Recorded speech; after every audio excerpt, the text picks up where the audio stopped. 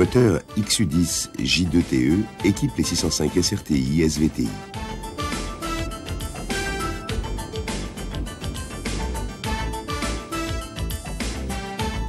Il est élaboré sur la base XU10 d'une cylindrée de 1998 cm3.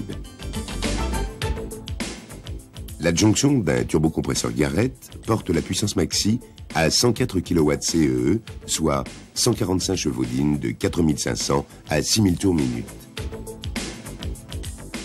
L'effort a été surtout porté sur la souplesse et l'agrément de conduite, grâce à une plage de couple maxi importante, soit 22,5 mètres décanewtons de 2200 à 4500 tours minute.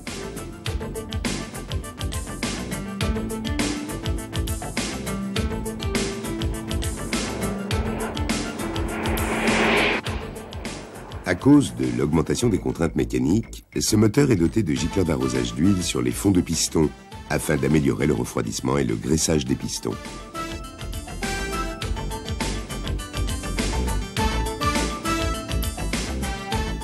Un échangeur eau-huile de type Modine à 8 lames améliore également le refroidissement de l'huile moteur. L'air d'admission est refroidi par un échangeur RR placé dans la face avant. Les paliers du turbo sont refroidis par le liquide de refroidissement du circuit principal.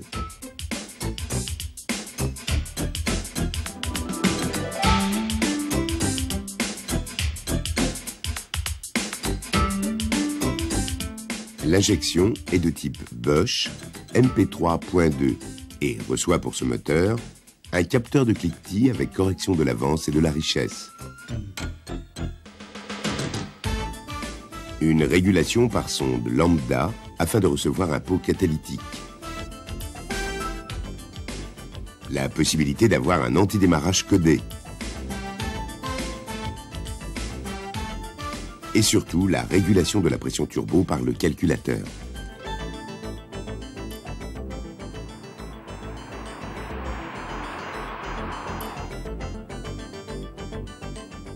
Tout comme un turbo normal, celui-ci est équipé d'une soupape de décharge.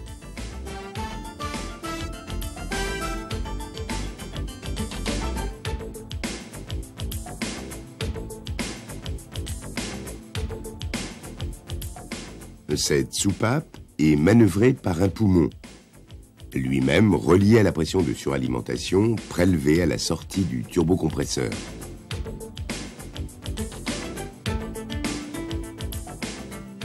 Dans le cas de l'XU10 J2TE, une électrovanne 3 voies pilotée par le calculateur corrige la pression arrivant au poumon.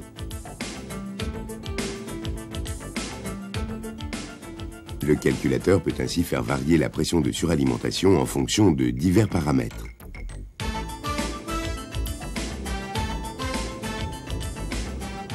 La pression est toutefois limitée à 0,7 bar au-dessus de la pression atmosphérique.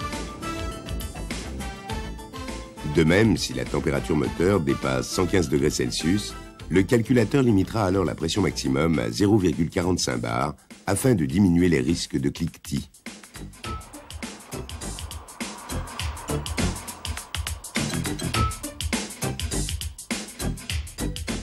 Pour passer le couple important, la 605 est équipée de la boîte de vitesse ME5T.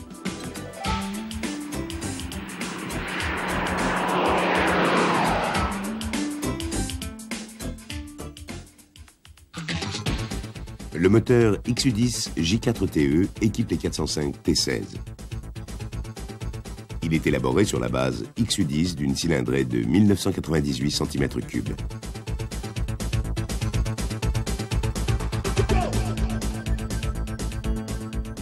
La culasse 16 soupapes et le turbocompresseur Garrett VAD25 à géométrie variable procurent une puissance maxi de 144 kW CEE, soit 200 chevaux-dînes de 5000 à 6500 tours minute. Avec un couple maximum de 28,8 mètres décanewtons sur une plage de régime allant de 2600 à 4500 tours minute.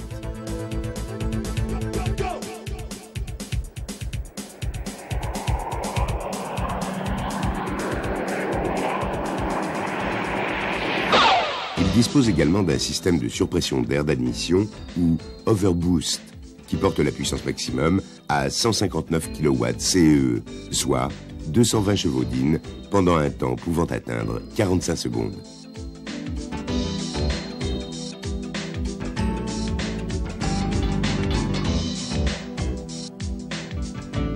L'injection allumage a été confiée à un système Magneti Marelli AP qui dispose de l'injection séquentielle, l'allumage statique à une bobine par cylindre, la détection de cliquetis avec correction de l'avance et de la richesse,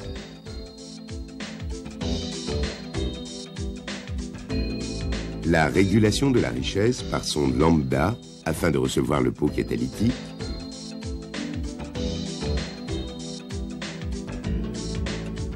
et surtout le pilotage par le calculateur de la géométrie du turbocompresseur et de la pression de suralimentation.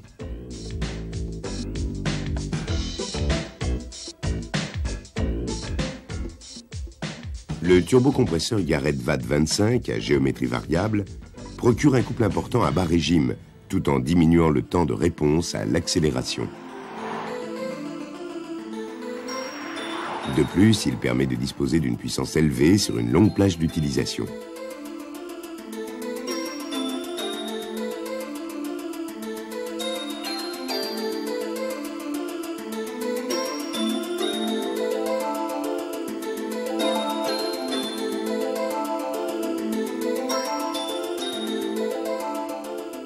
Une palette mobile placée en amont de la turbine permet de faire varier la section de passage des gaz d'échappement. Le calculateur pilote progressivement une électrovanne qui commande un poumon.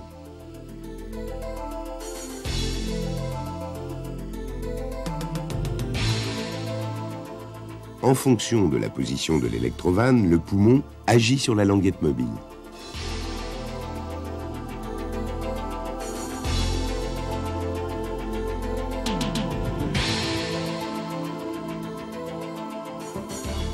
La position de la palette est déterminée en fonction de plusieurs paramètres par une cartographie en mémoire dans le calculateur.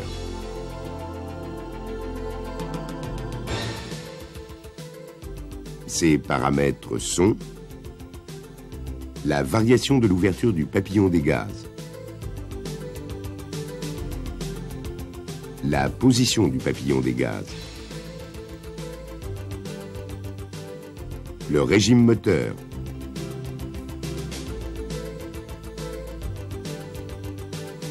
la vitesse du véhicule, la température d'air d'admission,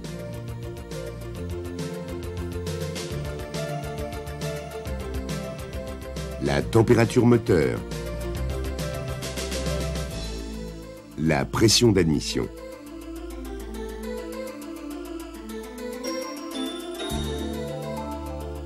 Si le régime moteur est inférieur à 2200 tours minute, la palette ferme partiellement le conduit.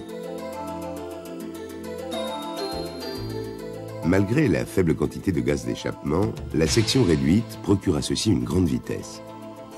La turbine tourne ainsi à un régime important, d'où un bon remplissage d'air admission, même dans les bas régimes. Si le régime moteur est supérieur à 2200 tours minute, la palette se déplace progressivement vers la turbine, ce qui augmente la section de passage.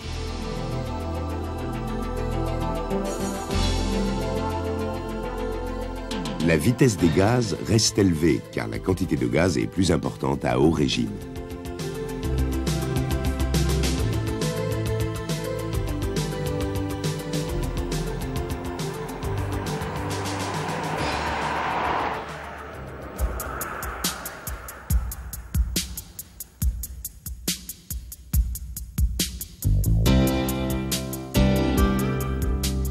La pression de suralimentation est régulée en fonction des mêmes paramètres que la géométrie variable. Pour les régimes moteurs inférieurs à 3500 tours minute, c'est la palette mobile qui assure la régulation de la pression. La palette ferme le conduit pour augmenter la pression, vitesse d'échappement dans la turbine plus grande. La palette ouvre le conduit pour diminuer la pression. Vitesse d'échappement dans la turbine plus faible. Pour les régimes moteurs supérieurs à 3500 tours minute, la pression est alors modulée par la soupape de décharge, comme dans le cas de l'XU10 J2TE. La pression maximum est alors de 1,1 bar au-dessus de la pression atmosphérique.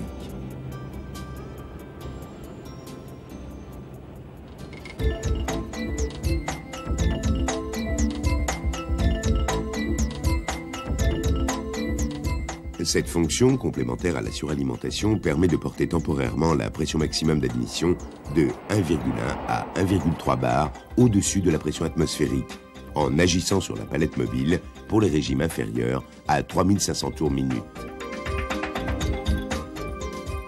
Et en retardant l'ouverture de la soupape de décharge pour les régimes supérieurs.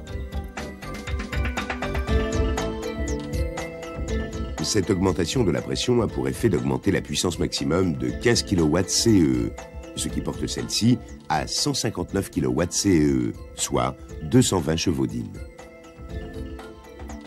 Le couple maximum augmentant également d'environ 3 mètres des Newton. Il y a toutefois quelques conditions à son fonctionnement. Le papillon des gaz doit subir une variation d'ouverture rapide jusqu'à la pleine charge.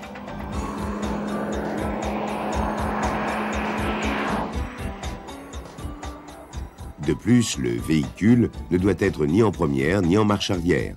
Ceci est déterminé par le rapport régime moteur vitesse véhicule.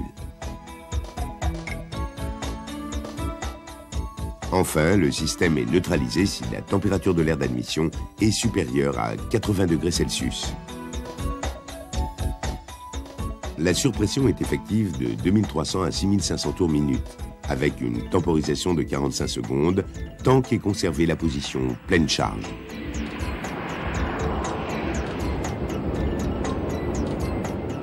Au bout de 45 secondes, le retour à la pression normale est alors progressif.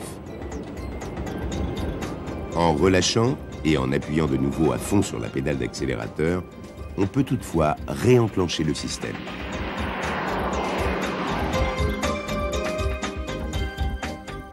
Une telle puissance demande un bon refroidissement du turbo et de l'air d'admission afin d'assurer une parfaite fiabilité mécanique.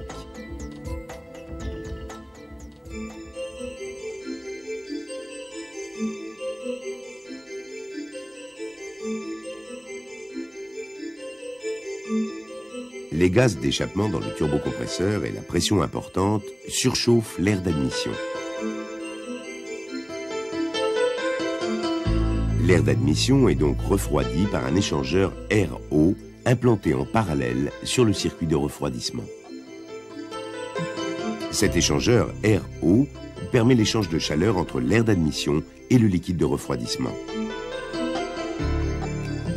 Pour permettre un refroidissement du liquide plus important que dans le circuit principal, un radiateur constitué d'un serpentin en tube d'aluminium est placé au-dessus du radiateur principal.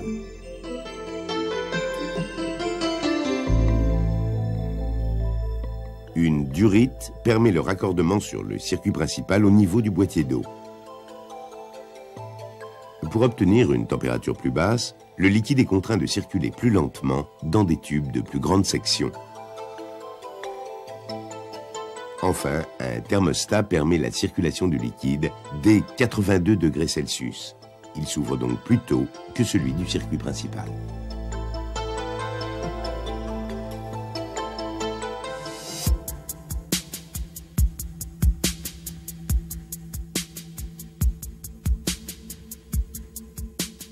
Les paliers du turbocompresseur sont refroidis par le liquide de refroidissement du circuit principal.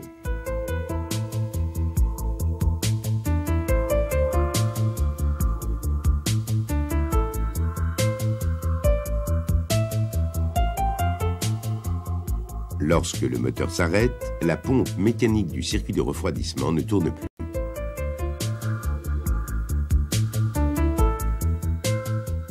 Afin d'éviter une surchauffe du turbo à l'arrêt, une pompe électrique fait circuler le liquide dans le turbocompresseur si la température du moteur est supérieure à 70 degrés Celsius, et cela pendant 10 minutes.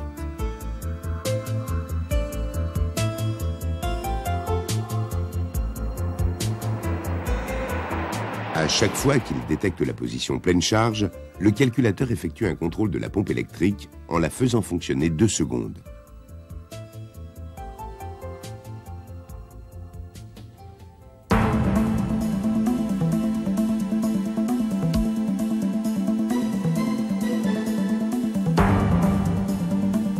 Afin de passer le couple important du moteur, la 405 T16 est équipée d'un système de transmission intégrale spécifique. Ce système est dérivé de la 405 Mi16 X4. La boîte de vitesse est de type ME5KX. C'est une version compactée de la boîte ME5T. Le mécanisme d'embrayage est à diaphragme tiré.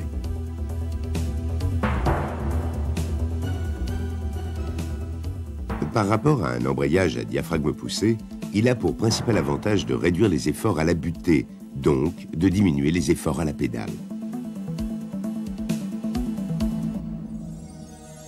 Avec un embrayage à diaphragme tiré, les rapports des bras du levier sont supérieurs à un embrayage à diaphragme poussé.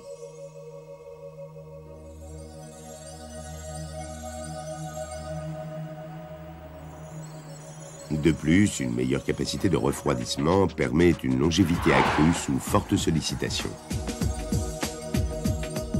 La commande d'embrayage hydraulique est constituée de 2 parties. Un émetteur et un récepteur. Elle est pré-remplie de liquide hydraulique et purgée. Il n'y a pas de réservoir, seule une réserve est aménagée dans l'émetteur. La séparation des 2 parties se fait par un raccord rapide.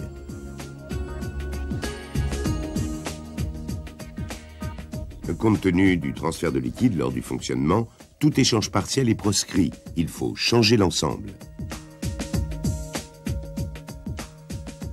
La commande de vitesse se fait par câble. Un câble pour la sélection et un câble pour le passage. Ce système ne comporte aucun réglage.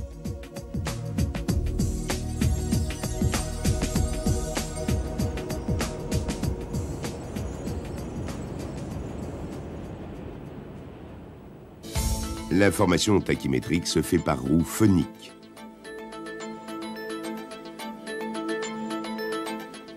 Il n'y a plus de câble de compteur, mais un capteur inductif placé en face d'une couronne ajourée. Ce qui implique un combiné dont le compteur de vitesse est entraîné par un moteur électrique.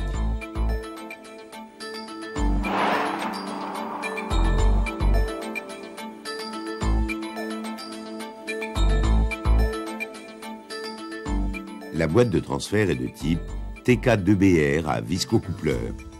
C'est une version renforcée de la boîte TK2B.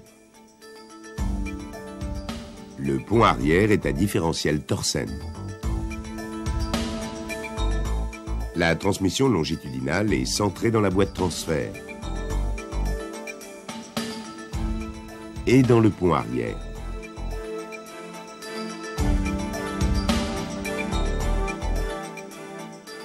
Du fait de la grande vitesse de rotation, la transmission est équilibrée dynamiquement.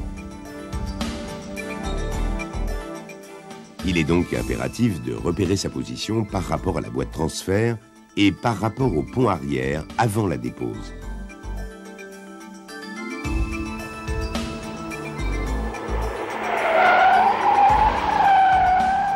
Afin d'assurer une excellente tenue de route, les éléments de suspension avant sont adaptés.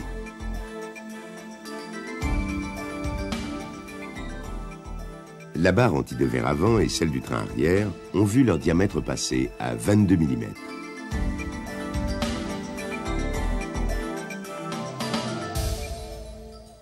L'huile de la direction assistée est refroidie par un radiateur placé à l'avant du véhicule.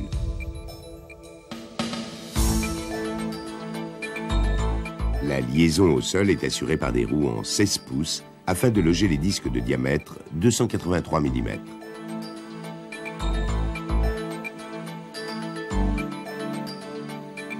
L'anti-blocage de roue de série est un Bendix à 4 capteurs équipé d'un calculateur spécifique aux transmissions intégrales.